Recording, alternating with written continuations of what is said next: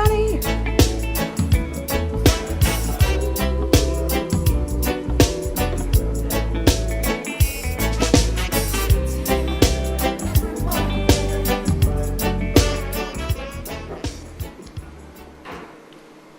Hello, everyone. Good morning.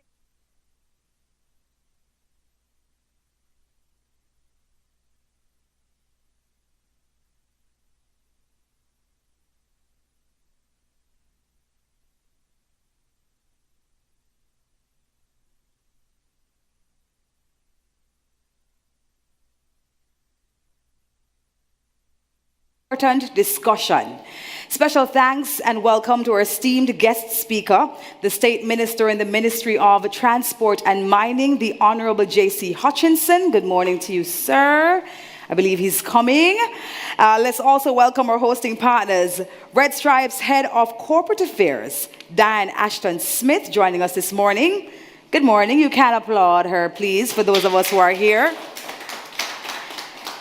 And the private sector organization of Jamaica, represented by Vice President Dr. Paris Liuai. Morning. Welcome, welcome. Welcome as well to our panelists who will be sharing critical insights. Assistant Commissioner of Police Gary McKenzie, Head of the Public Safety and Traffic Enforcement Branch of the Jamaica Constabulary Force. Welcome to you, sir. Director of the Island Traffic Authority and longtime road safety advocate, Canute Hare, is also going to be joining us today. Vice President of the Jamaica Association of Taxi Operators, Everton Style, is also with us here, and event promoter and entrepreneur, Mr. PJ Wright. They're all going to be a part of our panel discussion. We also want to welcome other specially invited guests from the National Road Safety Council, the Road Safety Unit in the Ministry of Transport, and members of the media who are here with us this morning, as well as those joining us via the live stream. We're also coming to you live right now on my Instagram page. Welcome to those joining us at Debbie Bissoon. We're coming to you live from Spanish Town Road headquarters, the world's coolest beer company, Red Stripe. So we welcome those joining us online via Red Stripe's corporate social media pages on LinkedIn, YouTube, and Instagram as well. We are so very happy to have you with us, and we're going to make sure that you're a part of the conversation, so don't worry about it. We want to hear from you. And there will be opportunities for you to ask questions and also win prizes, right? So our goal today, ladies and gentlemen, is to raise awareness around alcohol misuse. And when we talk about misuse, we mean consuming alcohol in a manner that is not responsible or sustainable. And the perfect example is drinking and driving, right? We know all about that. And we're going to talk about why that is, in fact, a bad idea. We agree it's a bad idea? Yes? Yes. As part of the Heineken Company, Red Stripe has been a leader in promoting the responsible consumption of alcohol. I remember being a part of the launch of Red Stripe's Drink and Live Responsibly campaign last year. Diane, remember that? Yes. When the company rolled out a full suite of TV, radio, and newspaper ads as well. And I don't know if you knew this, but that has become an award-winning campaign. I think that deserves a round of applause. And let me give you something else to celebrate. This campaign has been replicated in other markets across the Heineken Global Network, promoting the Brew a Better World 2030 ambitions, which includes reducing harmful use. You can give that another round of applause, right? Jamaica setting the trend there. So, before you know it, the holidays will be here. And we know it is traditionally a high-consuming period. So Red Stripe is being very proactive in amplifying the moderation message. We have a very solid panel today that will be sharing insights and exploring the role each of us can play in reducing alcohol misuse. We also have a very exciting announcement to be made later on. Red Stripe, through the Deno and Geddes Foundation, will be providing some much needed support to the Jamaica Constabulary Force, and you'll hear much more about that later on. But first, Let's begin with an official welcome and opening remarks from our hosts. So at this time, I ask that we welcome Red Stripe's Head of Corporate Affairs, Ms. Diane Ashton-Smith, to the podium. Thank you. Well, good morning, everybody. It is so good to have you here at the coolest beer company in the world. Those of you who are online as well, great to have you with us. Welcome to our Responsibility Now, Responsible Alcohol Consumption and Beer and Road Safety, our second town hall meeting this year on reducing alcohol misuse. Today is a very special day for us. It's something that we have been looking forward to. But before I start, I really want to especially recognize and acknowledge the State Minister of Transport and Mining, the Honorable J.C. Hutchinson. Again, a very special welcome and warm welcome to you, sir. The PSOJ Vice President, members of the panel, representatives of the Jamaica Constabulary Force. It's always great to see men in uniform. Wouldn't you agree, ladies? Not true. No, man, no want to hear and agree with me, They don't seem to agree, gentlemen, so you need to do something about that, yes? We also want to welcome the National Road Safety Council, Road Safety Unit of the Transport Ministry, other specially invited guests, members of the media, and of course, my Red Stripe team. Welcome. As you have heard from Debbie, we want to really applaud the work that is happening with regards to the promotion of responsible consumption. As Debbie has mentioned, we have been the leaders in responsible consumption. We are the pioneers. It was way back in 2014, and in fact earlier than that, 2004, when we launched in Jamaica the first ever above-the-line responsible drinking campaign. Think responsibly, drink responsibly, which has now, and I see nodding in the audience, which has now morphed into our Drink and Live Responsibly campaign. The truth is that we make beer. And for us, that translates to brewing the joy of true togetherness. It's a social lubricant, alcohol and beers. It's what we drink and consume when we're celebrating births, we're celebrating birthdays, we're celebrating anniversaries, and we're even celebrating deaths. It's all part of our social fabric here in Jamaica. But we're very clear as Red Stripe that it is a unique product. And so we have to be responsible in the way we communicate, the way we sell, and of course in the way we consume these products. Globally, across Heineken, you would have heard that our commitment is explicit. It is explicit. Our Brew a Better World 2030 ambition is all about sustainability and responsibility. Three-pronged in approach. It's environmental sustainability, social sustainability, and of course, responsibility. And the call to greater responsibility is threefold: ensuring that consumers always have a choice, making sure that we are addressing head-on the harmful use of alcohol, and of course, promoting moderation, making it really sexy. It's a good thing. You'll all agree? Yeah? So those are our three things, and we are working to ensure that our non-alcohol beer, Heineken 00, I hope you've all tried it, Heineken 00, make sure you do. We make sure it is always available everywhere so consumers have options. And through a number of initiatives that we have had, we've been working to reduce harmful use of alcohol and encourage responsible consumption here in Jamaica. Our Drink and Live Responsibly campaign, as I mentioned earlier, or social media competition that we had earlier this year called Real Responsibility. And it was amazing to see the take that our young people had on how to communicate around responsible consumption. We also have an annual observance, what we call Enjoy Responsibly Day, and that happens every December here in Jamaica. And of course, our parents' movement. We believe our parents are at a point of great influence, and so we use the parents' movement to leverage the power of our parents in influencing their children to eliminate totally underage drinking.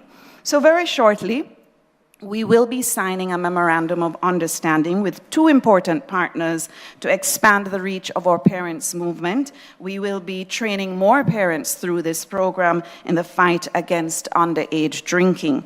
Now, today's town hall meeting is one of the ways in which we are raising awareness on the harmful use of and promoting moderation. We are fast approaching the end of the year, and Debbie did mention that this is a time when it is a high consumption period.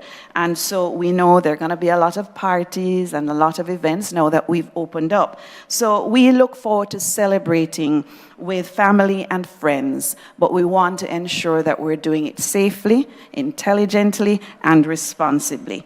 And so we want to ensure that our consumers are doing this in an extra careful way. And while the data shows that drink driving is not one of the main causes of accidents on our roads, we want to make sure, and we believe that it's crucially important for us to remind our consumers to drink responsibly and never drink and drive. Never drink and drive. So Responsibility Now is a call to action. It is to proactively spread the message of moderation and get everyone to see that we all have a role to play. I want to use this opportunity to thank all our stakeholders present, in particular the Minister, who represents the government, for their support of all our initiatives. And of course, thanks to our amazing partner, the Private Sector Organization of Jamaica. They have been a committed partner with us and have supported us in all of our initiatives, always coming on board and ensuring that they also spread the word on our behalf. We believe that promoting responsible consumption isn't something we can effectively do by ourselves. And it has to be a collective effort. It has to be every one of us. It's what we call a whole of society approach. NGOs, government, and of course economic players such as ourselves. And we believe that together we can tackle this issue in a very meaningful and effective way to create transformation and change. So we believe that together we can change the mindset and behaviors to brew a better Jamaica. So thank you all for coming, and we look forward to an engaging morning discussing this very important topic. So again, a very warm welcome to you on behalf of our Managing Director, Louise Prata. Good to see you, Louise. Thank you.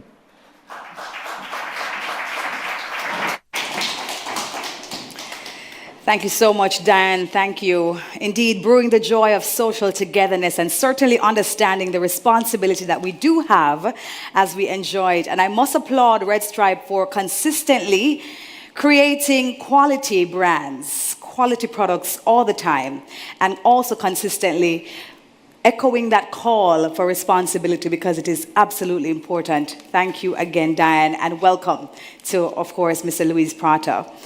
Ladies and gentlemen, Responsibility Now is a series of town halls promoting responsible consumption. And I shared at the start that it's brought to you by Red Stripe in partnership with the Private Sector Organization of Jamaica. And Dan did just echo the fact that it is a whole of society approach. And so we're very happy this morning to have with us PSOJ's Vice President, Dr. Paris Leoayi, and he's going to come forward now to bring welcome. Please put your hands together. Morning, everyone. Thank you, Debbie. Minister Hutchinson, Louis Prata, Diane, my good friend ACP Gary McKenzie, my even better friend Ken Youth here, my former friend Stephen Shaw. Good to see you guys. Everton Style from Chatu, PJ Wright from Wright Image Limited, all the guests who have joined us this morning, good morning. The PSOJ is very pleased to continue its partnership with our platinum member, Red Stripe. We have our executive director here, Amiga Breeze McNabb, to make sure I say all the right things. But the role of the private sector in this initiative that we are doing this morning cannot be understated. It represents a proactive and concerted effort by Red Stripe to ensure that the message of road safety remains at the forefront of the decision-making process. As with previous stagings of the Town Hall, we are heartened by the strategic effort to bring together industry specialists who can provide data-driven insight to inform our discussion. The PSOJ applauds your ongoing efforts to promote responsible alcohol consumption. We give special commendation on your initiatives, including the Parents Movement, which focused on arming parents with tools and resources to have the appropriate conversation about alcohol. We also applaud your knowledge-sharing fora over the last 2 years that have addressed various topics and out of which you've proposed a menu of options for targeted intervention for alcohol-related harm. And of course, your Drink and Live Responsibly campaign to increase awareness around this very important issue. All these efforts align with the PSOJ's own focus on maintaining public safety and order. Through the ongoing work of the Public Safety Monitoring Committee, we provide oversight on key areas, including road safety. Regrettably, data analysis shows that we are on a trajectory of around 460 to 470 fatalities this year.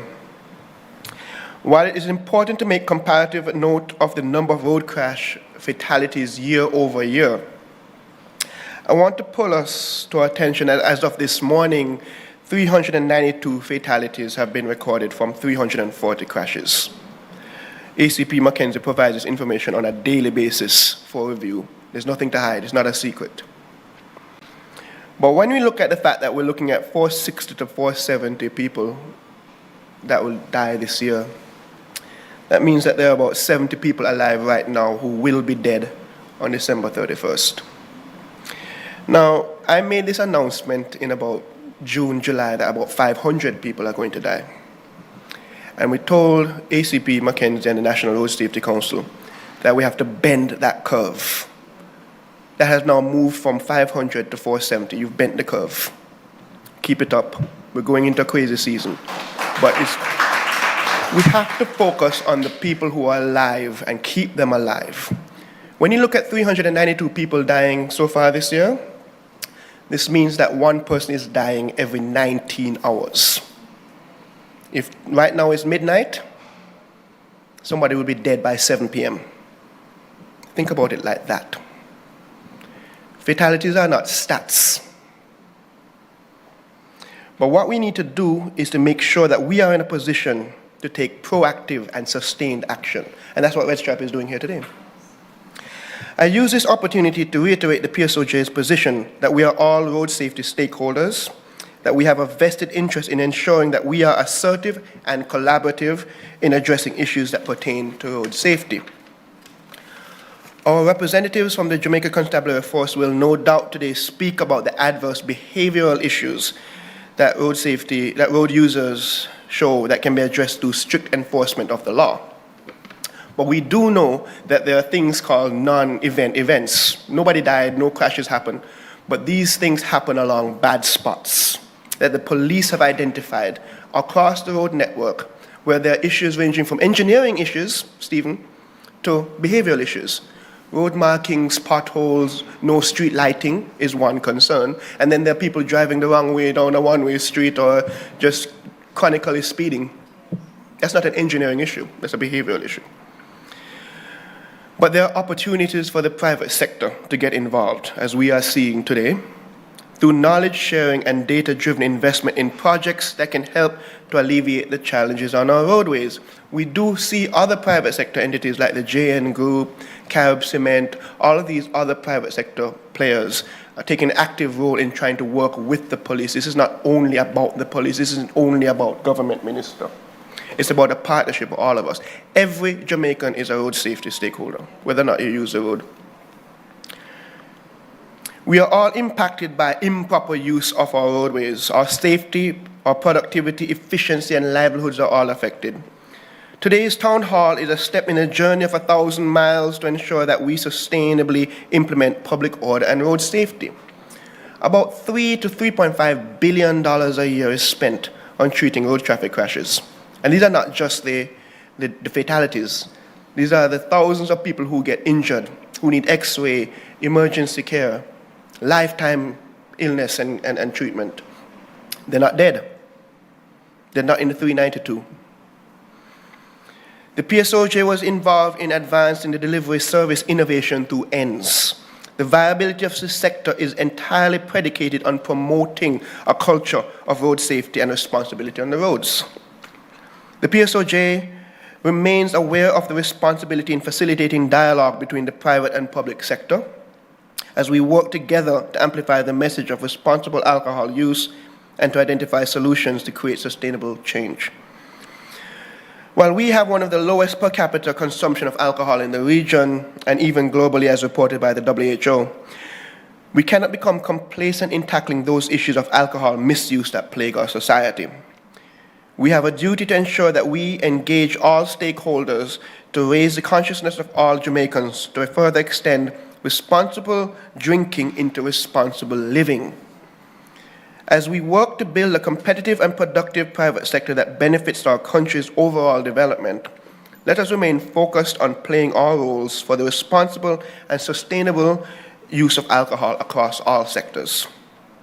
I look forward to the informative and engaging presentation by our main speaker, Minister Hutchinson, and other panelists, which I know will benefit all those joining us across our social media channels. Thank you for the opportunity to engage in these discussions, and we look forward to a very enriching panel discussion. Thank you very much.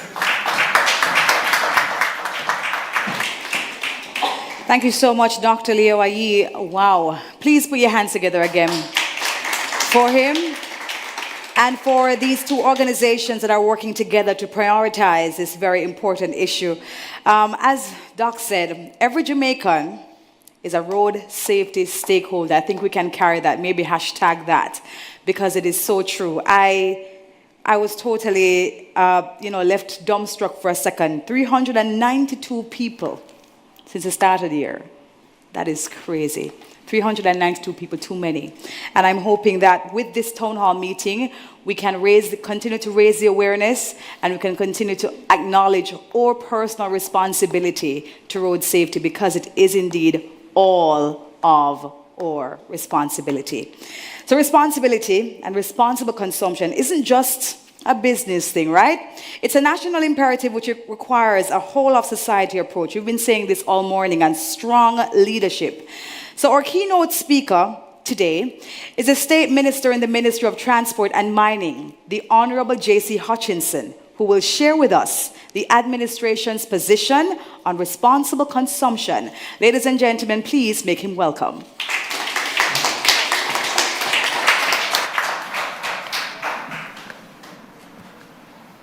Distinguished guests, all,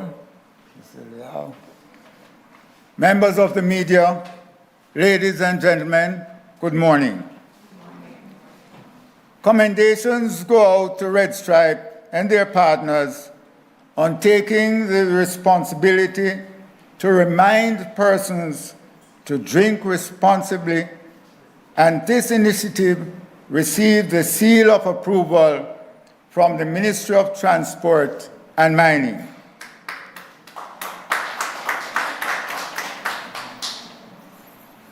We all know that safety partners with Red Stripe, I am sure, as it promotes responsible consumption of alcohol and alcoholic beverages.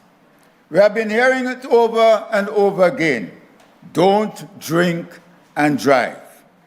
But we fear that its effectiveness is lost on persons who believe that they are the exception. Who doesn't enjoy a nice cold beer, especially at the end of a long day? Sadly, many persons do not consider how they and others are impacted once they have a drink and get behind a steering wheel. When you drive under the influence of alcohol, your cognition, vision, and reaction time are impaired. Once your blood alcohol content, BAC, is over 0, the risk of crashes and fatalities increases exponentially. According to the World Health Organization, motorcyclists with a BAC over 0.5 grams per liter risk a crash up to 40 times higher than someone with a 0 BAC. Furthermore, drivers aged 18 to 20 years of age are 3 times more likely to crash than drivers who are over 30 years. Risky behavior also tends to increase with alcohol consumption, including speeding, neglect to use protective devices such as seat belts and helmets, and other reckless driving behavior. The Ministry of Transport and Mining has been rigorous in efforts to educate persons about safe driving practices and road uses. We have been relentless in our effort to effect behavior change, while we have been fortunate to have partners such as Red Stripe to help spread the road safety message. Road crashes and fatalities are at an all-time high. As was mentioned, as of November 7th, 392 persons were recorded to have been killed in 340 fatal collisions since the start of the year. We still have 52 days to go in the year, and I don't want to think about the possibilities of what that count will be when we continue on this current trajectory. Based on statistics, persons between the age range of 20 to 24 years account for the highest number of fatalities, followed by persons in the 26 to 29 range. Our young people, who should be the next generation on nation builders, are therefore an endangered species. However, responsibility is key to reducing and arresting the issue of road crashes and fatalities. It's responsible use of the roads, its responsible operation of motor vehicles and cycles, its responsible drinking, and importantly, it's the responsibility to not drive after you drink, even if it is just one nice cold beer. We show our commitment to deliberate and fundamental steps taken to ensure that we now have a modernized Road Traffic Act and regulations. The legislation bill is expected to increase Jamaica's road and vehicular safety network alignment with modern road and vehicular safety postulates. The new road traffic regulations is a welcome sign that Jamaica intends to reduce the high level of road traffic deaths plaguing the country. Some key points in the legislation include the prescribed limit for persons with a driver's license, the breath alcohol concentration level, and the prescribed limit for persons who are learner drivers. For example, persons driving with a learner's permit must not exceed 0.01% or 10 micrograms of alcohol per 100 milliliter of breath. A person accompanying the learner driver who is a holder of a driver's license shall not have a breath of alcohol concentration that exceeds 0.02% or 20 micrograms of alcohol or 0.02 grams per milliliter. It should be noted that the Island Traffic Authority, which is the entity responsible for enforcing the RTA, may, on considering an application for a driver's license, may refuse a learner driver's application for a license if found in breach. And a holder of a driver's license who is accompanying the learner driver will be charged $12,000 if found in breach. The law also clearly states that driving or attempting to drive the motor vehicle under the influence of alcohol or other drugs to such an extent as to be incapable of having proper control of the vehicle is subject to a fine of $50,000 and, in default of payment, to 14 days imprisonment. 14 demerit points will also be placed on the license and may lead to the suspension of the license for 6 months. The ministry is serious about addressing indiscipline in the traffic environment and eliminating behavior that puts you and others at risk. We are fighting to make our roads safer every day and to secure a better future for our society. There are no illusions about the mammoth task we have, and we absolutely cannot do it alone. So if we all do the responsible thing, we can achieve zero road crashes and fatalities. It is left to each and every one of us to work together as a team, put hands and hearts together, and we will achieve our goal. God bless you all.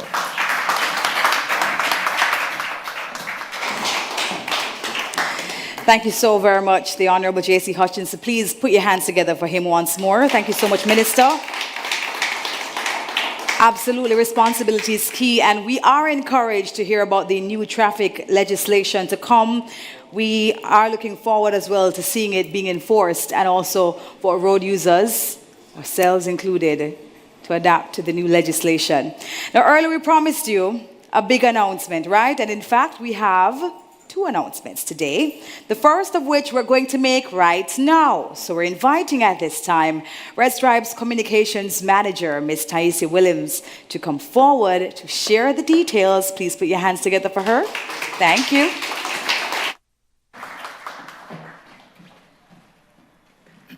Thank you, Debbie. Good morning, everyone.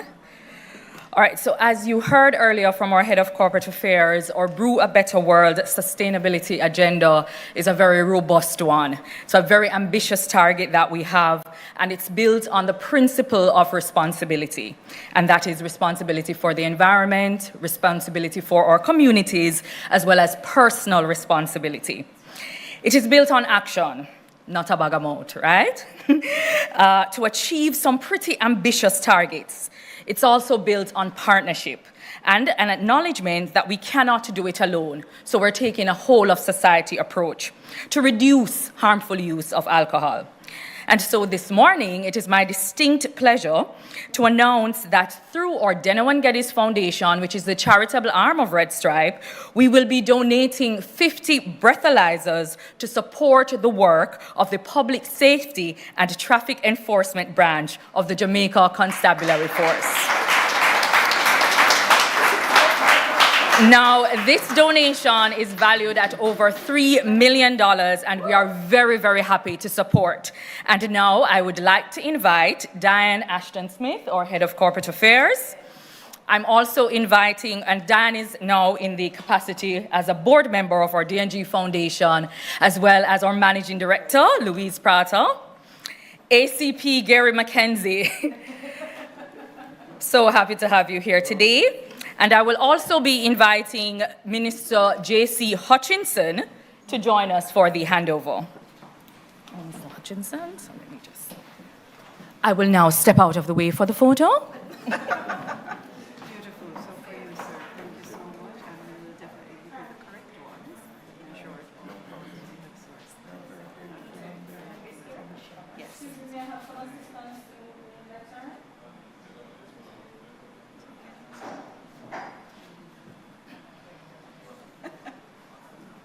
Is it within the limit or?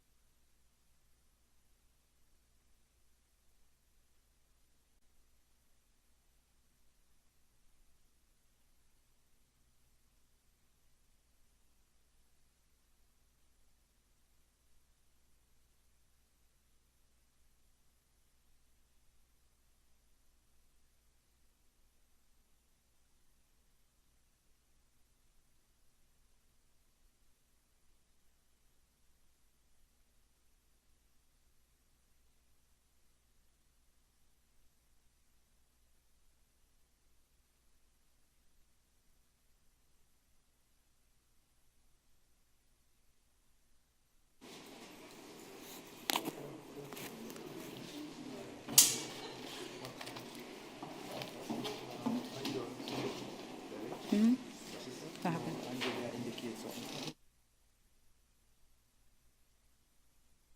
Okay.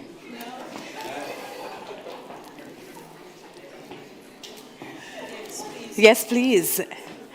Ladies and gentlemen, can we please put our hands together, please, for that announcement? I wish you had my perspective, because that smile a while ago that went on ACP's face when Ty made the announcement was from ear to ear, and I think I can totally understand why. You pleased, sir? You are, right? Please give them another round of applause, please. Thank you so much to Ty, and thank you again to, of course, the representatives that we did have here to of course, encourage and underscore this moment. Now, ladies and gentlemen, we're moving right into our panel discussion. But first, here's a quick reminder of our Drink and Live Responsibly campaign.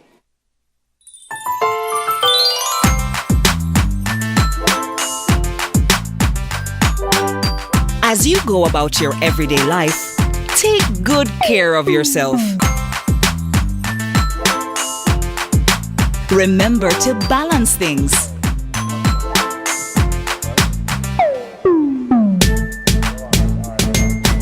Celebrate with your favorite beverages.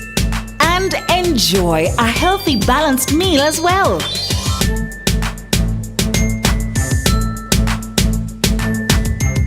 So eat right and drink responsibly. They go great together.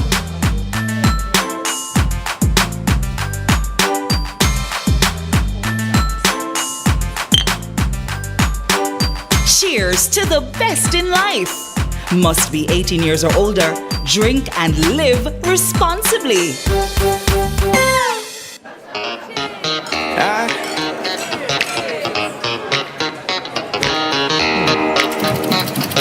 There be superstitious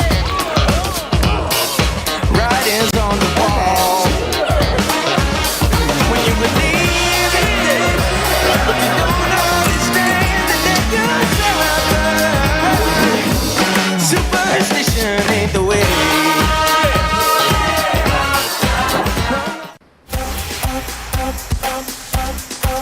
We keeping it up. Welcome to season 2 of Bear Love. I'm your resident Bear Bay, Ashley M. And on last season, we would have explored the history of bear, how bear was made, the quality of bear, and which foods pair best with which bears. And in season 2, we're having conversations over beer. Okay. So that we can share more of the word about responsible consumption with more people. Once you have the information from somebody you trust in your village, whether it be a grandfather, auntie, a cousin, an older cousin, you trust that information, and it's better to get that information from somebody inside your circle than out the road. You want to make sure that you are conscious of how you consume alcohol, because we really want people to drink, but we want them to do it responsibly.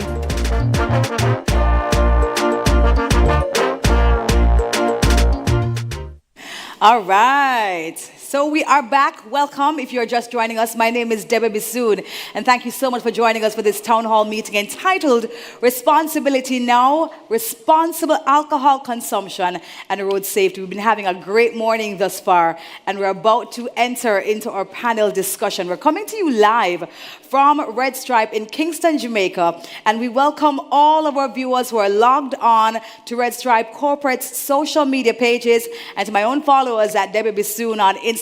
Thank you for joining us. Now, please join the conversations by posting your questions in the comment section. We are monitoring that part, and we're going to be taking your questions, so don't worry about it. We're not leaving you out of the conversation, and we also have some giveaways for you as well.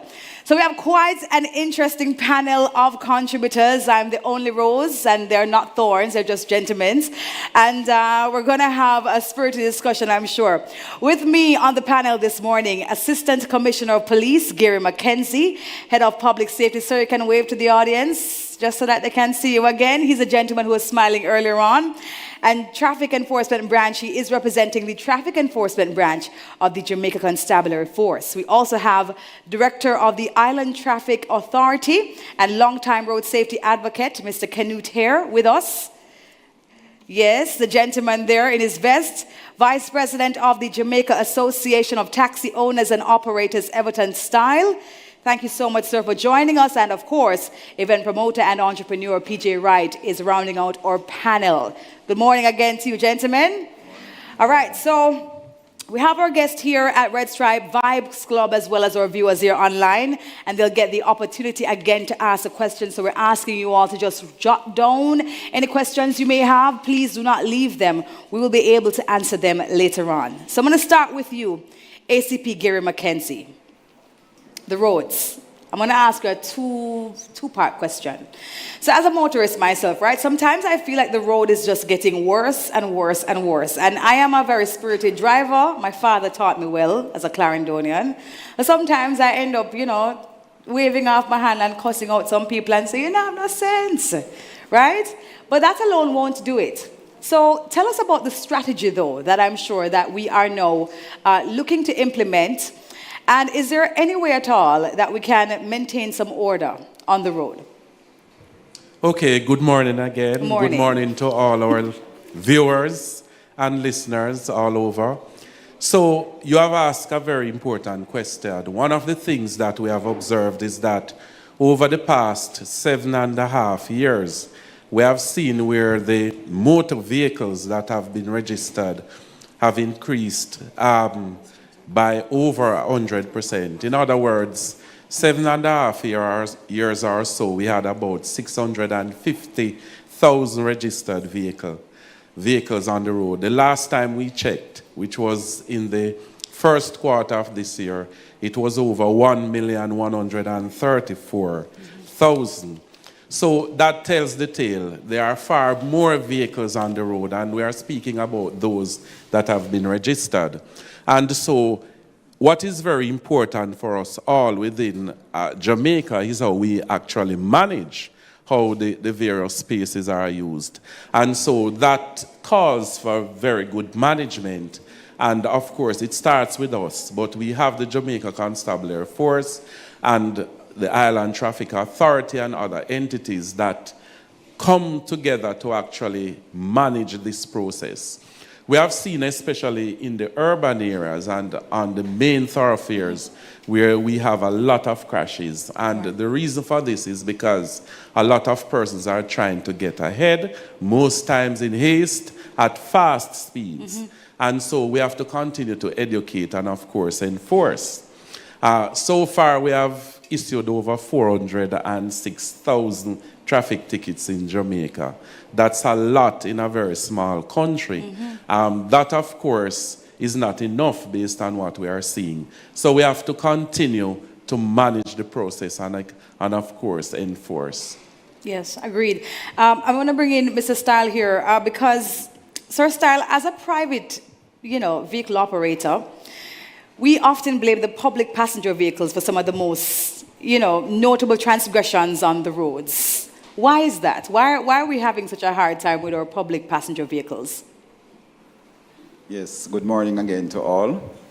Now, it's a low-hanging fruit, I would say, for the PPV sector, wherein they're on the road basically more than all other road users, and therefore they are visible mainly to the regulators, and therefore they attract that attention more so because the infrastructure is not there to accommodate them. So they use the main thoroughfare in which to do their business. What do I mean by that? They must pick up and set down passengers, but there are no facility in place for that. What they encounter each time are traffic signs, no parking, no stopping, and all of that. So once they pick up or set down, they would be in breach. So the ACP is right. He has to enforce because the signs are there. But the operators have to pick up. That's how they make their living. So they get blamed for these infringements, even though they cannot do anything to alleviate it. Okay, I'm going to bring in Mr. Hare here because according to our local statistics, the biggest cause of road crashes is speeding. How would you rank those causes, sir? It is a major problem. And for fatal crashes, it's the fundamental reason for road deaths. And a lot of it has to do because people believe that they must not have no patience, they must just be shutter driver, they must be hot-head driver, they must be hot-foot drivers. And what they fail to recognize is that the faster you're traveling in a motor vehicle, the longer it is going to take for that vehicle to stop. And if you are on the cell phone, it won't take longer. If you are anything that is inside of your system, whether distraction or physically in your system, that can impair your body, it will impair you and it will take a longer time to stop. Indiscipline is the fundamental reason. We have seen inside the black box, and I want to let everybody know that if you have a cell phone that is not going online, it's a banger's phone. So if you have a motor vehicle driving that don't have airbag, it's a banger's vehicle. But if you have a cell phone and you can go online, it's a smartphone. So if you have a motor vehicle with airbag, that means that vehicle is a smart vehicle. And just like how the smartphone watch you and collect data on you anywhere you go, whether you turn it off or you turn it on, it's the same way the motor vehicle with an airbag is watching you. It has an informer in that vehicle. Police love it. Investigators love it. Lawyers love it. Private investigators love it. People of Jamaica love it. Everybody who involved in a traffic crash love it because it's known as a black box. And just like how it works in the plane, it works in the motor vehicle. So you are being monitored inside your vehicle. So we'll tell you. And that is all we know when we tell it. So when we tell us to the crash happen. And if you come out the crash up like now, and we tell you 2 seconds later to the crash, it's excessive speeding. How do you think we know? Black box. Black box. We have seen on the highway, big highway 2000, man going 180 kilometers per hour. So you expect to hit somebody at 180 kilometers per hour and they survive? No. But I mean, as right?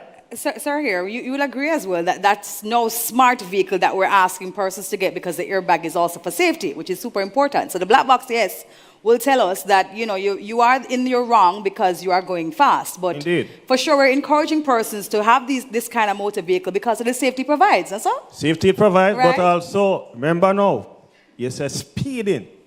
So we are telling you how we know that they are speeding. Right?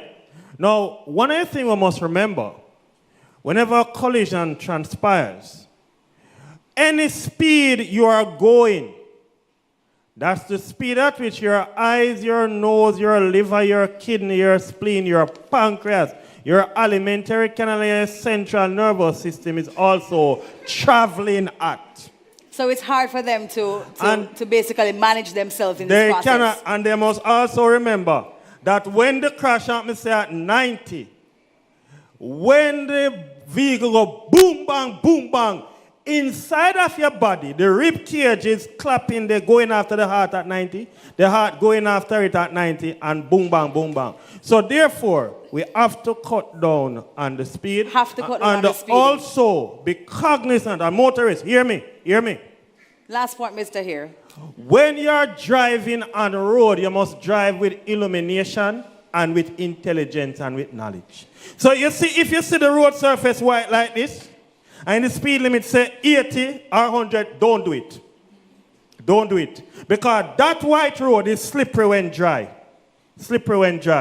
And you obey the speed limit at 80 because you lack illumination.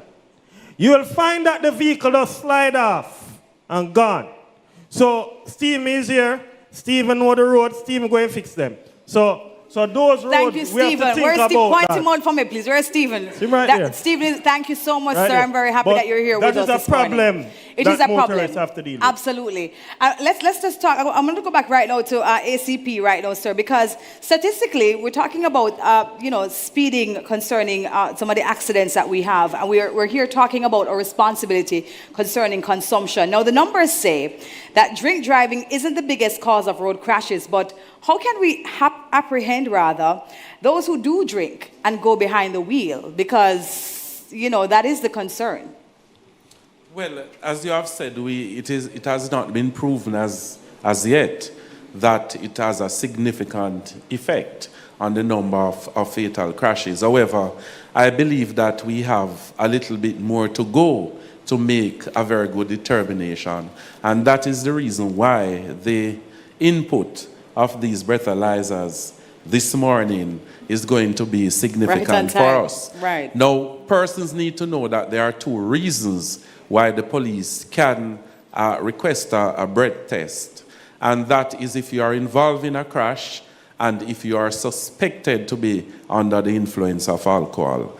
And that suspicion may be as a result of any manner of driving that is seen on the roadway. The reason for that is that when one drink or consume alcohol, immediately it has an effect. For some people, it may have a very big effect. For some, it is small. But your judgment is impaired, your eyesight may be impaired, and so on. So you could see 80 on your odometer reading, and it is actually 30. And so if you are driving at excessive speed, for example, a breath test could be requested.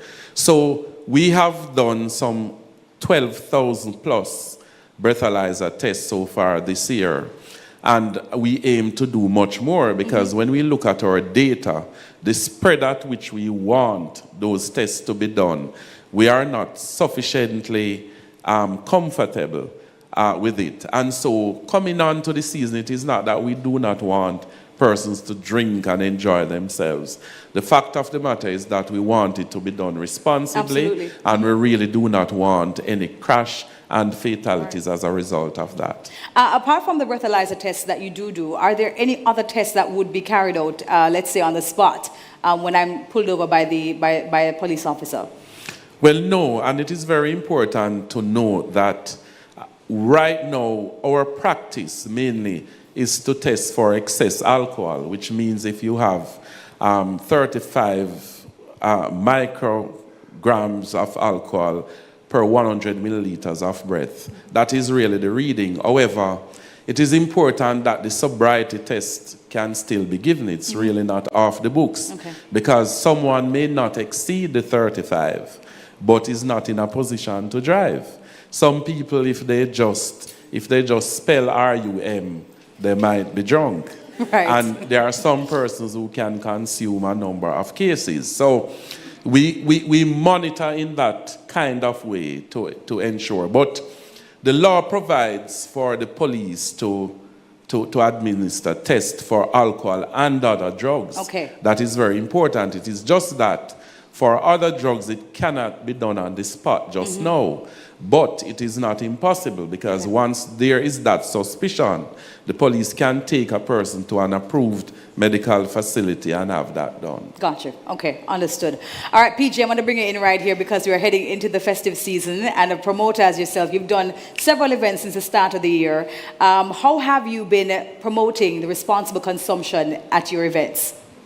Well, overall with our partners, as in the message has been consistent, responsible drinking. But let's be realistic.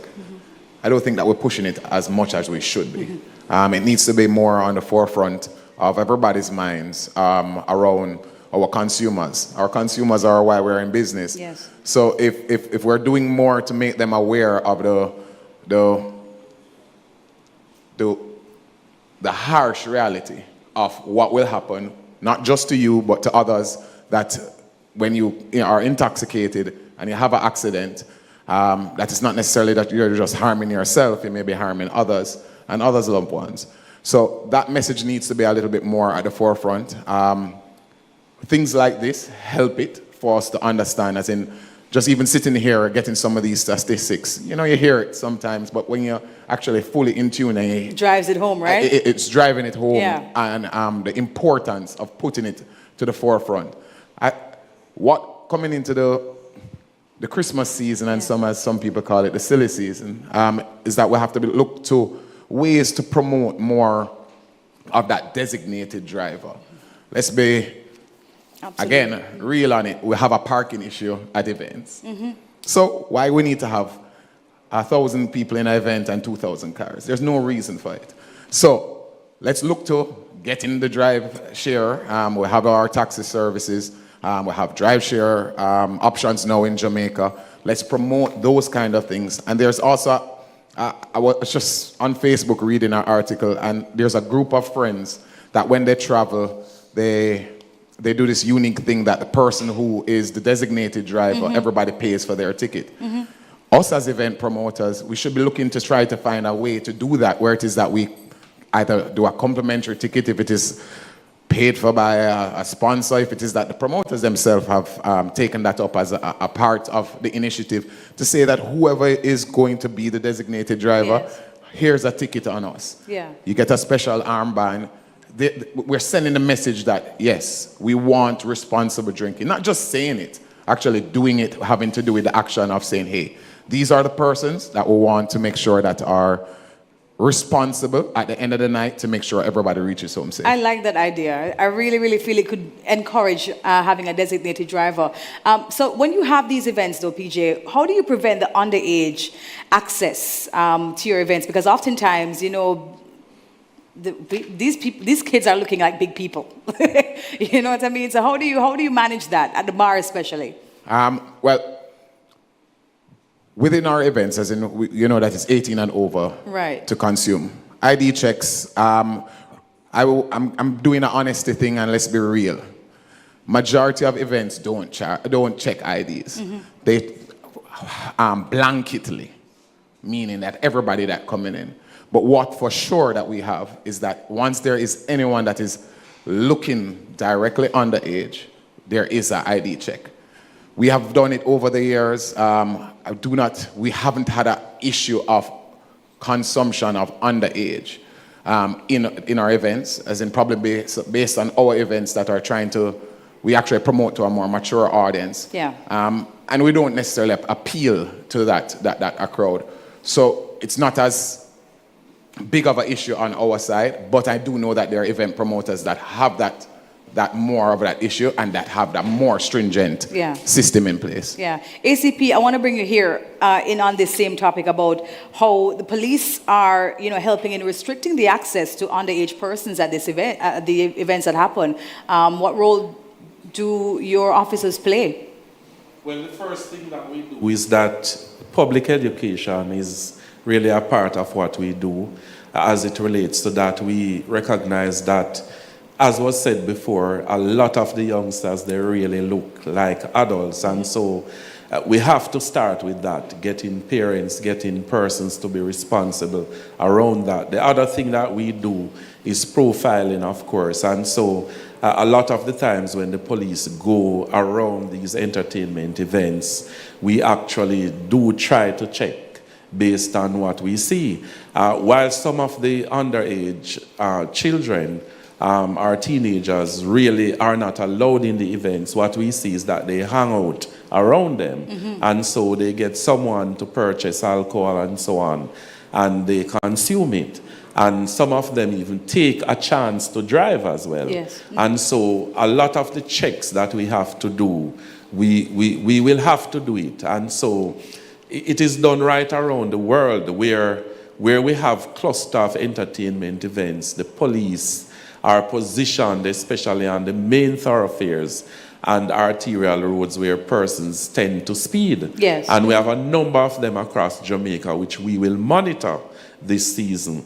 And so where persons drive at excessive speeds and so on, or carelessly, we will take action around it. But of course, we want to prevent that through a conscious recognition on the part of everyone that we have to be responsible around our behavior. Absolutely. Sir, here I want to bring you in here because you are an advocate. You've been an advocate now for years concerning road safety.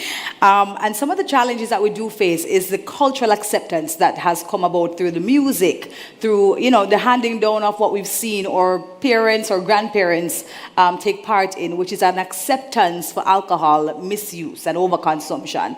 How can we begin to break that, though? Apart from having a town hall like this, which is very important, and we're happy that we're taking this move, but how can we begin to shift that kind of perspective? Critically, the education has to continue. That must be intensified. We also need to bring the education at the community level, at the church level, and wherever people meet and wherever people interact. And we are in the social media age, so that could help also. But the important thing is also to touch people. I believe that person needs to be critically aware of what is coming in the new Road Traffic Act. Your driver's license will be suspended if you are caught under the influence of alcohol. And I would like to use this opportunity, to encourage everybody in this country who have outstanding traffic tickets. Pay them up before December 1st this year. Mark my word. Pay them up before December 1st this year. You don't want to be, ACP's here, you don't want to spend Christmas with police issuing warrants for your arrest. Warrants could be issued on Christmas Day, New Year's Day, and Boxing Day. So we are appealing to you. You know yourself, if you just suspect that you may have a little ticket and you forget, right? You can call the police, you can call ITA, and we will help you. But we want you, because once you're caught with the influence of alcohol, the education is a must. But you have some people that stick broken at them ears, and they will not obey. They want to test us. Hear me? Do not test us, because the long arm of the law will catch you. We will do everything to educate you. And hear this next thing. If you think you will be able to drive at night with your fancy light and with your alcohol at night, the Island Traffic Authority troops will join force with the JCF troops, and we will be out there in the night. And if we have to remove your plate off your vehicle, we'll be more than willing to do it. If you force us. If you force us, don't test us. You heard from Kenut, it's not the kind of Christmas gift that you want at all, right? ACP and Kenut, I'm going to ask you both this question. It's coming from one of our online platforms. It's asking, do our drivers' license requirements properly prepare people to be responsible drivers? It continues by saying many drivers seem to be unaware of even basic road rules. A very good point. Very, very good point. And I must say that when I was at the road safety unit, I have this problem. Right? Because whenever we go out to the public and we communicate with them, things that we thought they should know, they were unaware. And this is why what we have done, we have put a plethora of information on the YouTube channel, dissecting different issues. We also place materials in all of our 15 depots for motorists who come, whether you come to acquire a driver's license or you come to acquire a fitness, right? And we hope to use those platforms to empower. Now, I want to appeal to persons also that you see when this new road traffic act take operations, right? Hear what will happen.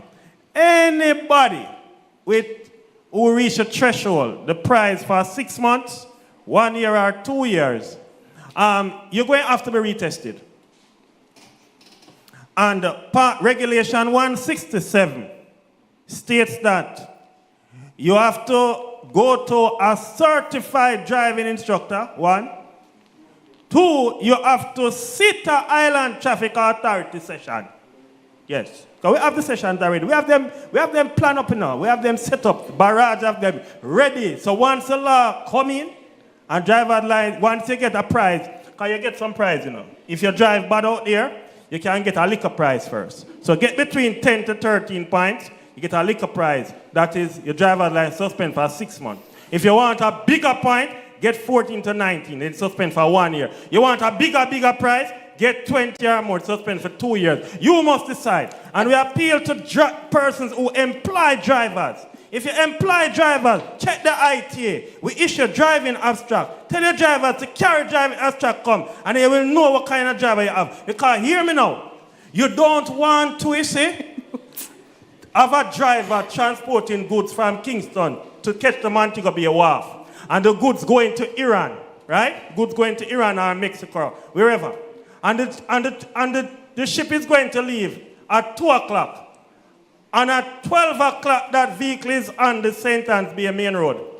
Police stop it, and the driver have 500 warrants. Mm-hmm. What you think going to happen? Nothing good. It's the driver alone in the truck. Where you think that goods on that truck going to go? You think you're rich? Who's going to drive it? Very think good about point. that. Thank you so much, Kenut. I think, Kenut, you know what? I believe that you need your own session after this, you know, seriously. Because you have so much to say and so much good information to consider. ACP, on the same question, you have anything else you want to add to it quickly? Right, so I just want to communicate this. When someone goes for their driver's license, they actually do a road test. Okay. And they do, a test to know about the road code and so on.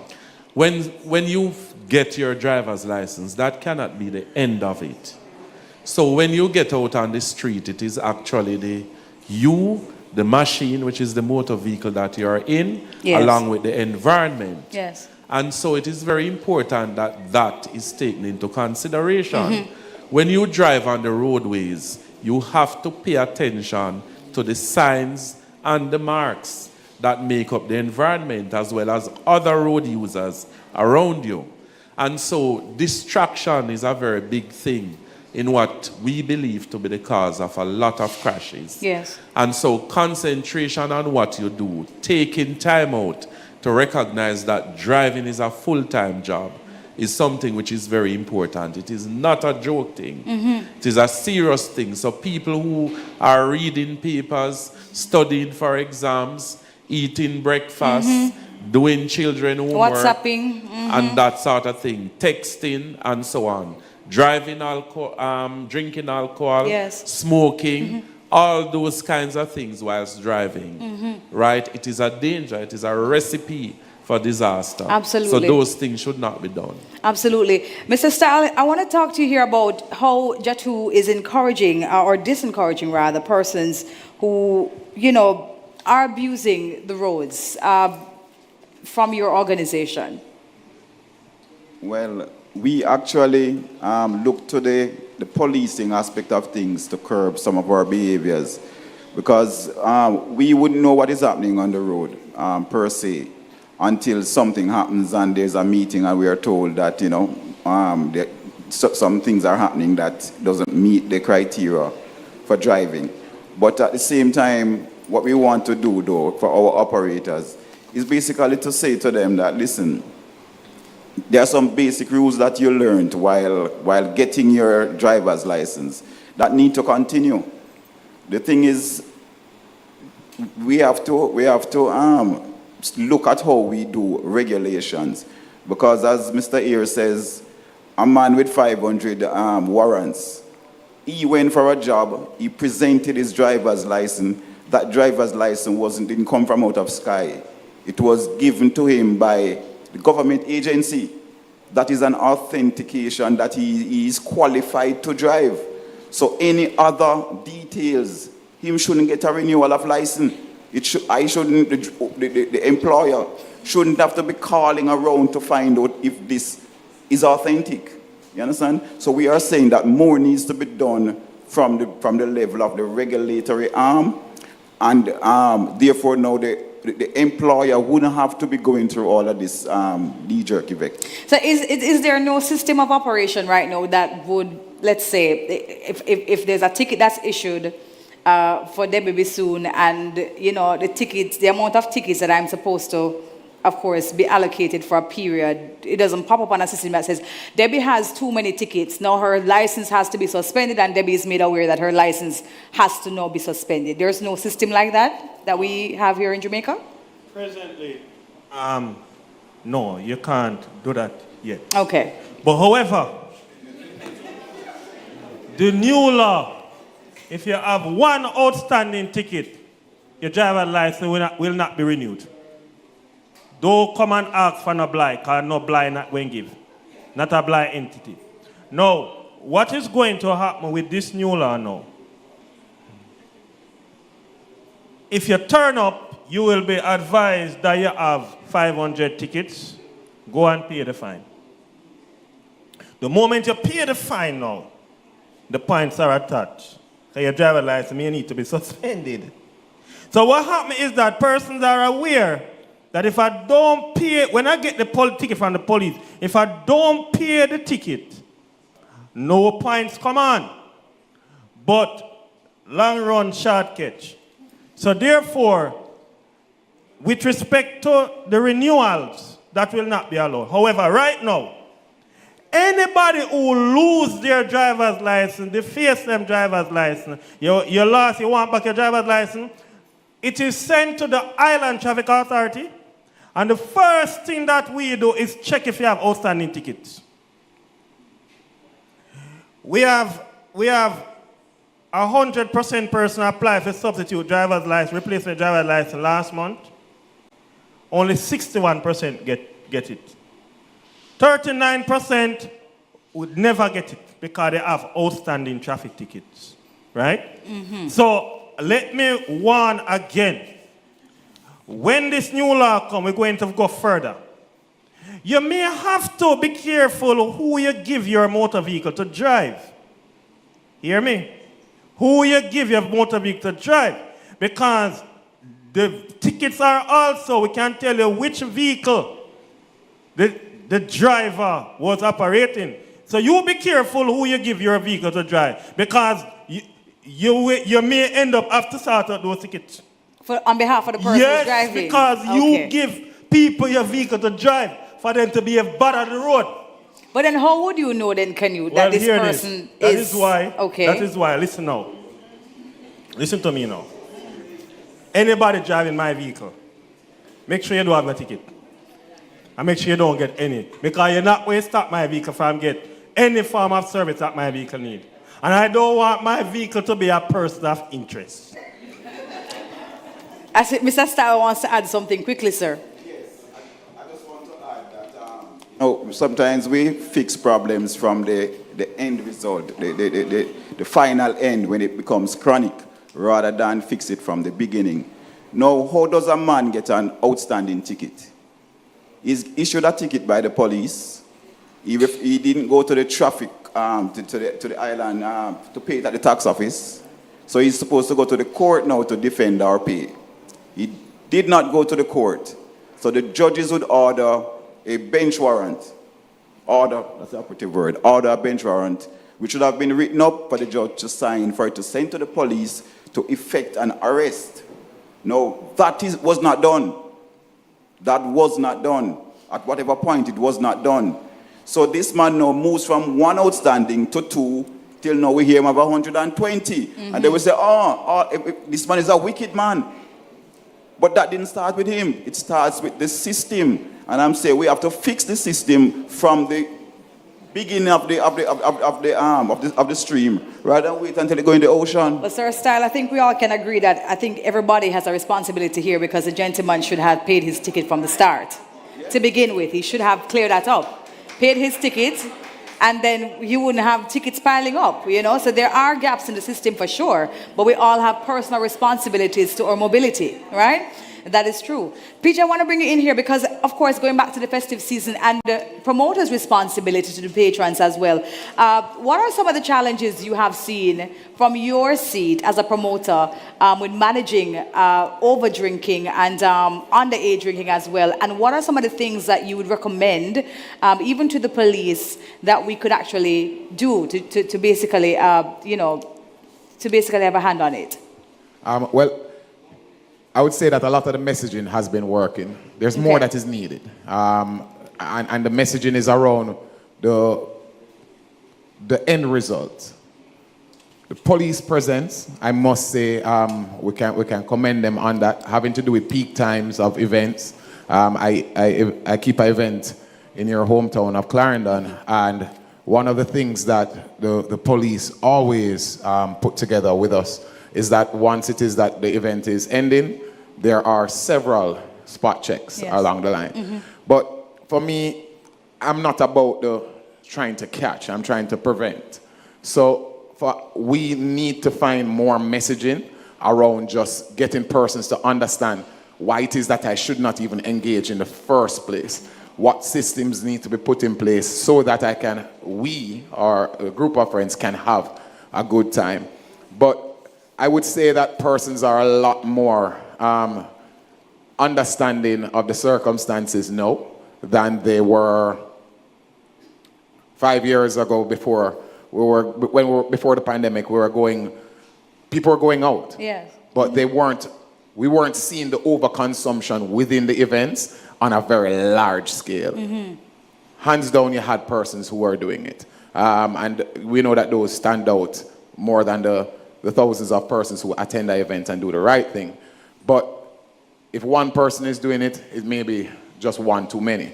So more of the messaging is needed from our side for us to then also comply, and also a lot more discussions with the police before the events. Right. As in, they have been a great supporter in saying to us what works, what doesn't work, supporting us with the amount of police at the events. But then you have structured events and you have the events that are not as structured.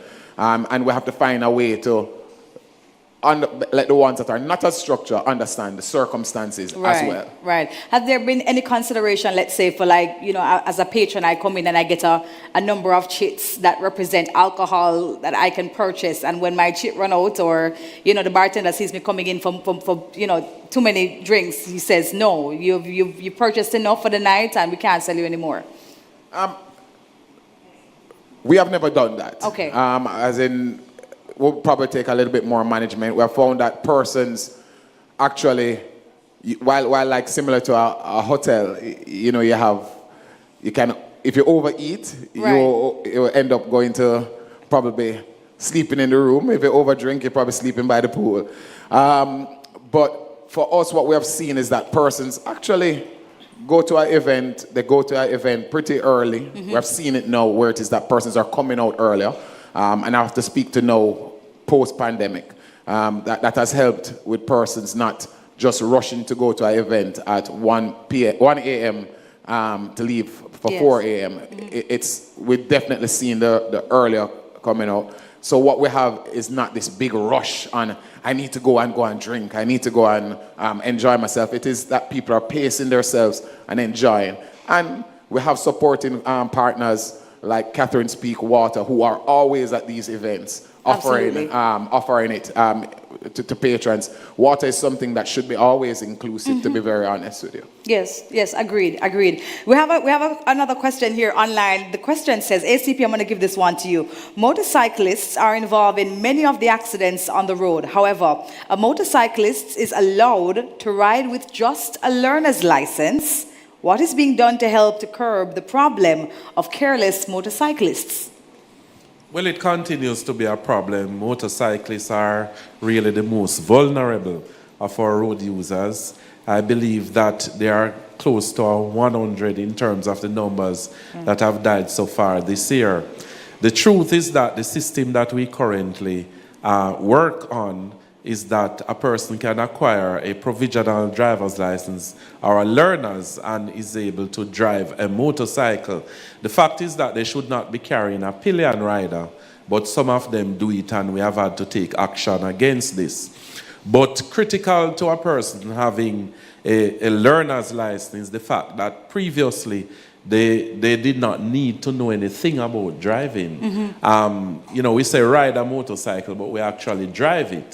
The pillion rider ride on it. And so we have to take it much more serious. I know that in the new Road Traffic Act and regulations, Mr. Here, it will be different. And I know the process have started where persons who are now acquiring learner's license have to go through a test before they get that to drive motorcycles. So that will be a big improvement.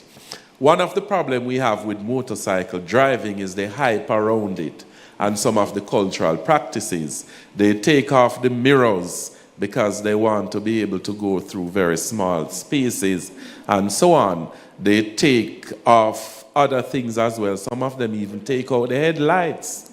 And this kind of behavior is really very dangerous. Apart from that, in some parts of the country, they load up to 5 persons on them. We have had a motorcycle crash with 2 motorcycles, and 4 persons have died in that one crash. So we have to continue to treat with it. We have seized a lot of them. Some of them are very defective. And so we have to continue our efforts around them. But yes, it is a major problem that we hope we can work along with the persons. And so we have to appeal to families. I mean, we have these persons who own these motorcycles that live with you, and you see how they drive them. You see how they treat them. We have to stop it because persons are just dying. Yes. And that's what we're saying, it's everybody's responsibility. It's everybody's Begins in the home for sure. We have another question here from online saying that many people have paid tickets online at the TAJ and other locations, but the JCF's records are showing that they aren't paid. What is being done to streamline communication across the system so that those who should be punished are, and those who have completed the process are not punished? Well, let me say categorically that we do not have that problem again. And it is very important to note that when a traffic ticket is issued, and we have also introduced our e-ticketing system, where we actually are using a device which is much more correct and accurate and instantaneous in terms of its connectivity. So when a ticket is issued via that method, it reads across tax administration, Jamaica, the courts, IT, and the police. And so when someone pays a traffic ticket, it shows, and it also shows whether or not it is unpaid. So it is the unpaid tickets that are really the outstanding traffic tickets that then get piles up. I know in the past that there were some difficulties in terms of persons going to the courts, paying a fine, and the system did not show it. And so that is something that is being corrected as we speak. And I'm quite confident that within short order, when the new system comes into force, Yes. we will not see those problems anymore. Okay, great. And as you're talking about new systems, somebody's asking, what are the fines for the new Road Act? The fines have increased. Okay. And By enough? But fines are for lawbreakers. Okay. So fines, road traffic fines, in my view, is an absolute waste of money, right? It could be avoided easily by just working with the road code and the road program for safety. And the reason why I don't like it, you see, children on a Sunday, I can remember I was growing up on a Sunday, you love when the snow cone man come round and the fudge man come and the ice cream man come down. When you get a traffic ticket, you know, and you have to pay a fine, you short your children them lunch money, and the ice cream money, yes, fudge money, icicle cake money, and also you're going into the lunch money for the week. That money could be better used. So I would also appeal to parents, and especially the women, to tell the men that you cannot go out there using the children's lunch money to pay a traffic ticket. Obey the road code, obey the laws of the land. You spoke about close to 100 motorcyclists. All them are man, you know. All them are man. Right? And they have made up their mind to behave bad. So we want the women to help us men out there. It would seem to be that we don't understand ourselves. How can you be removing the headlight from the bike, talk about you in no headlight crew, then talk about you're driving across a four-way intersection and talking about you're going to lock your eye, go cross and lock it, come back because you want to be part of a group? What kind of group is that? And call yourself Al-Qaeda. What is that? What is that? Big jokes. Listen to me. The new Road Traffic Act and regulations, hear me, the fines have increased. Okay. However, fines are for lawbreakers. So if you're a lawbreaker, the long arm of the law will catch you. I agree. All right. So we're going to look forward to hear what the new fines will be. We are almost out of time, gentlemen. I want to give everyone the last word from your perspective about our responsibility as we go into the festive season and beyond, and our responsibilities on the road. PJ, we can start with you. Definitely going into this time, there's going to be a lot of events.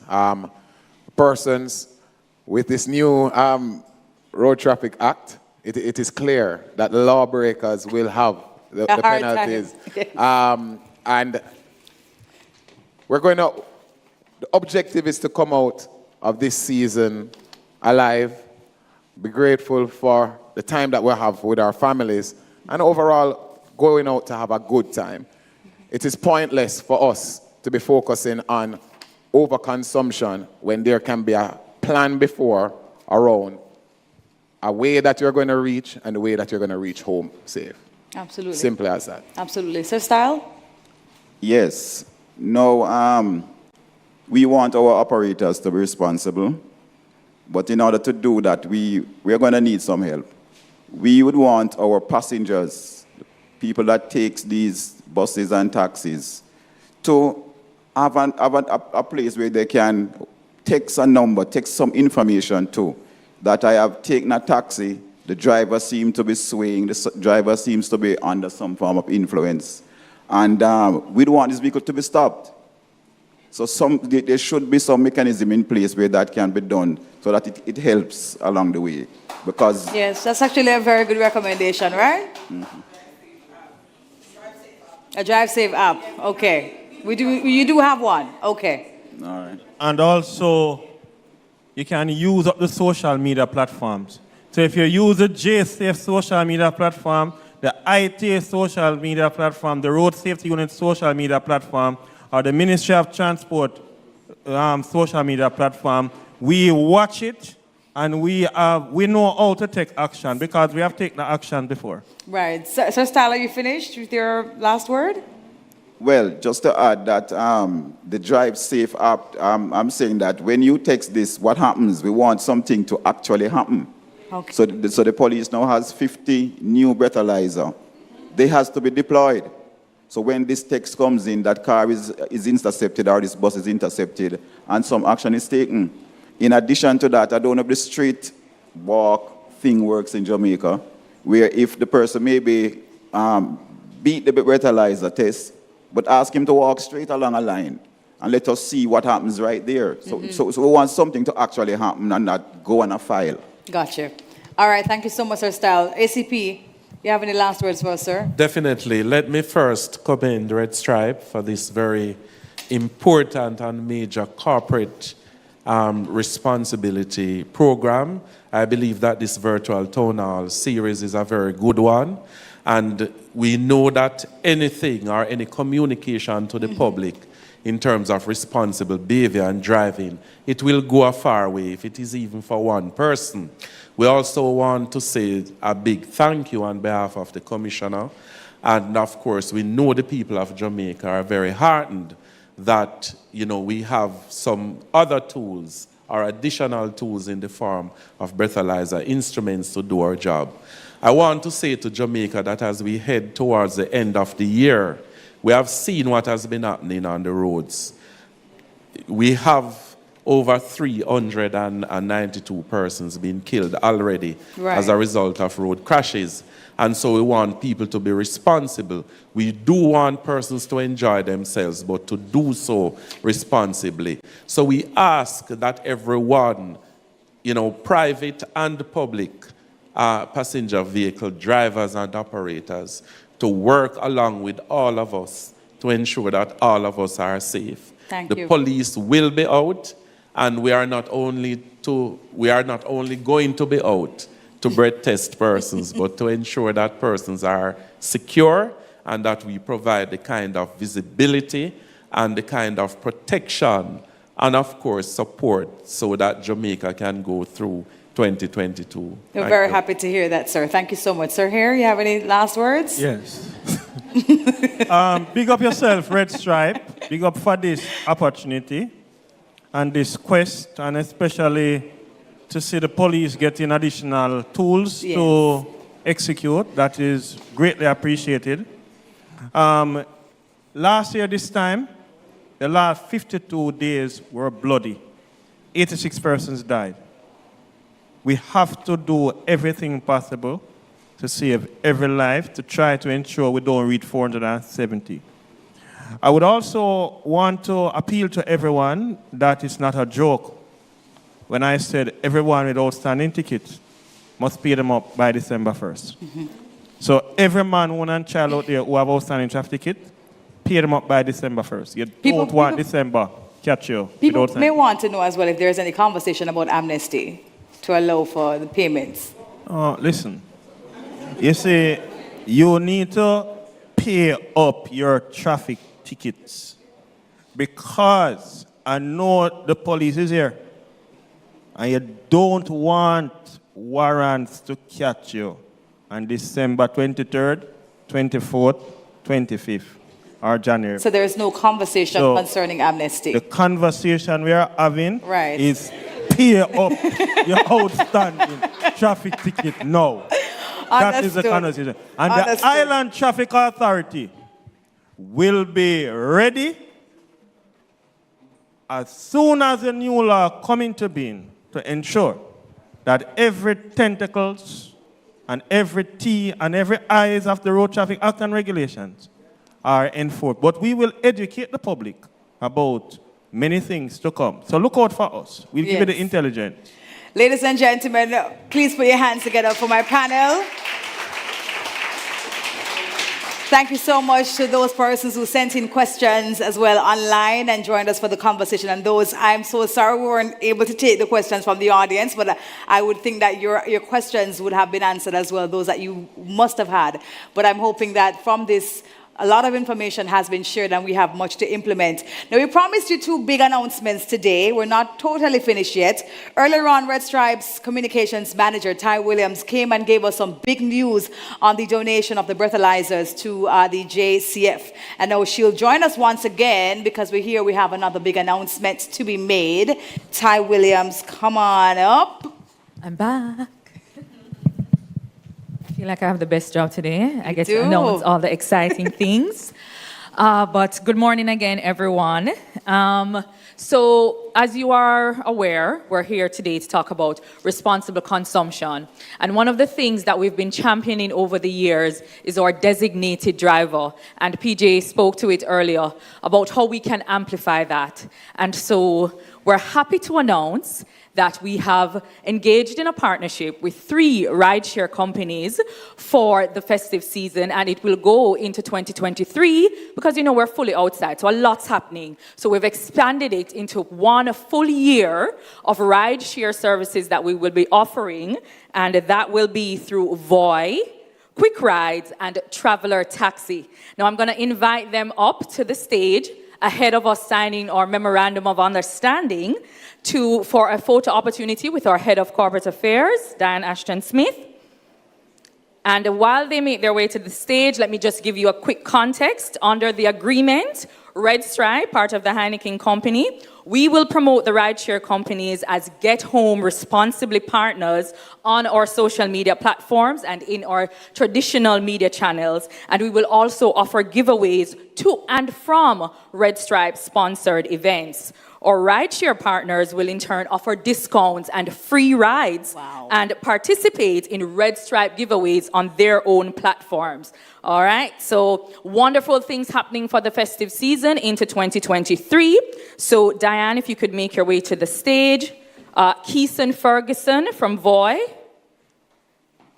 He's the director. We have Damar Hutchinson, from Traveler Taxi. You can make your way to the stage. And we have Tressie Gay Wright, who is the business development manager from Quick Cart and Quick Rides. So if you could just make your way as well.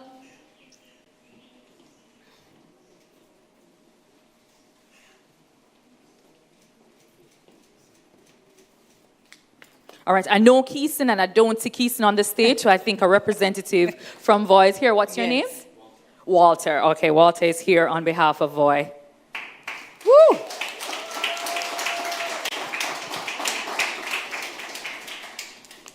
All right, so thank you very much, and I invite everyone in the room to take advantage of this opportunity to be the designated, to have a designated driver through any of these 3 partners when you're going out to your events. If you do not have a designated driver in your group, this is something that you can take an opportunity for. We executed this for Carnival this year. We also executed our Get Home Responsibly for Reggae Sumfest, and we see the huge impact that it had on our consumers. So take every opportunity to use these services courtesy of Red Stripe. Thank you again. Thank you so much, Ty. Yes, put your hands together, please. That's some really exciting news there. Or Get Home Responsibly for the holiday season. That was indeed a wonderful partnership. I think that's going to produce good fruit. Now, that's it. We've come to the end of the proceedings. We've had a great morning. We love the energy and the drive around responsible living and responsible driving as well. And we want to say thanks to our panelists, Assistant Commissioner of Police, Gary McKenzie, Head of the Public Safety and Traffic Enforcement Branch of the Jamaica Constabulary Force. Thank you so much, sir.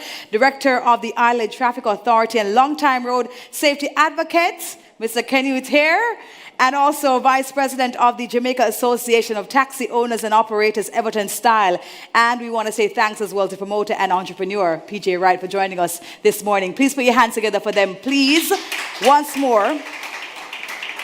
A special thanks to our keynote speaker, the Honorable J.C. Hutchinson, our State Minister in the Ministry of Transport and Mining. Thank you for joining us, sir. Vice President of the Private Sector Organization of Jamaica, Dr. Paris Leo Ayi. Also Red Stripes Head of Corporate Affairs, Diane Ashton-Smith.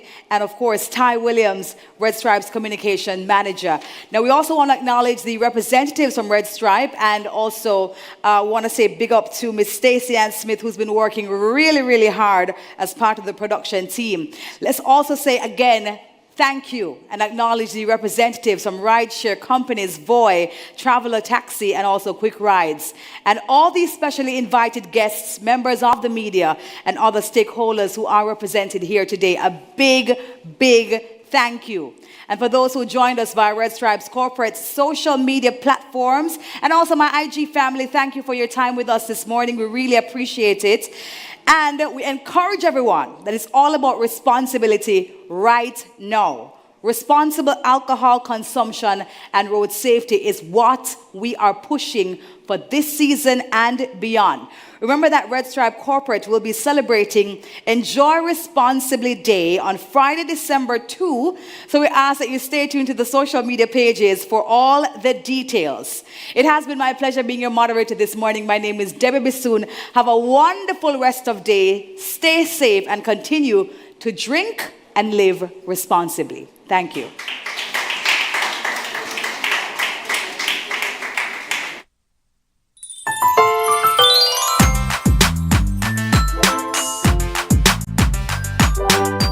As you go about your everyday life, take good care of yourself. Remember to balance things.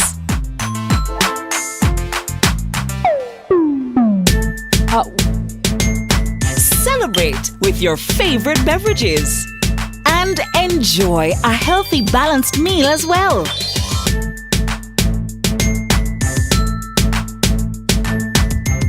So eat right and drink responsibly. They go great together.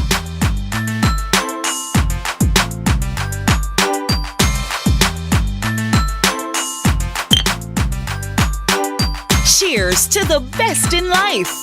Must be 18 years or older. Drink and live responsibly.